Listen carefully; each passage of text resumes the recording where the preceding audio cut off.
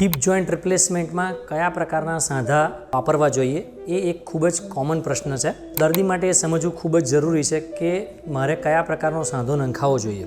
ભૂતકાળમાં અમે સિમેન્ટવાળા સાંધા યુઝ કરતા હતા જેને સિમેન્ટેડ હિપ રિપ્લેસમેન્ટ કહેવાય છે, પણ આજની તારીખમાં આજના એરામાં સિમેન્ટેડ હિપ રિપ્લેસમેન્ટના ઇન્ડિકેશન્સ એટલે કે એવી જરૂરિયાત બહુ જ હાર્ડલી પડતી હોય છે અને અમે હાલમાં એવા સાંધા બને ત્યાં સુધી વાપરતા નથી હોતા. હાલમાં હિપ રિપ્લેસમેન્ટ માટે અનસિમેન્ટેડ હિપ રિપ્લેસમેન્ટ યુઝ કરવામાં આવે છે, જેમાં આ પ્રકારનો સાંધો વપરાય છે. આ મેટલ છે જેના ઉપર કોટિંગ હોય છે જે હાડકા સાથે ડાયરેક્ટ બોન્ડિંગ બનાવે છે અને હાડકાને હોલ્ડ કરે છે.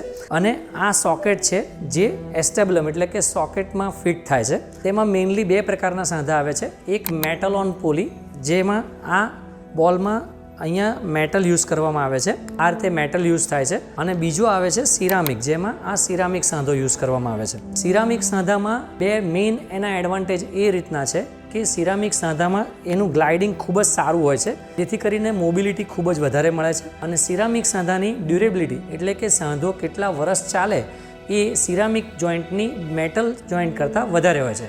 મીન્સ બે મેઇન એડવાન્ટેજ છે સિરામિક જોઈન્ટના કે તેમાં સાંધો વધુ લાંબો ચાલે છે અને સાંધાની મૂવમેન્ટ વધારે સારી મળે છે.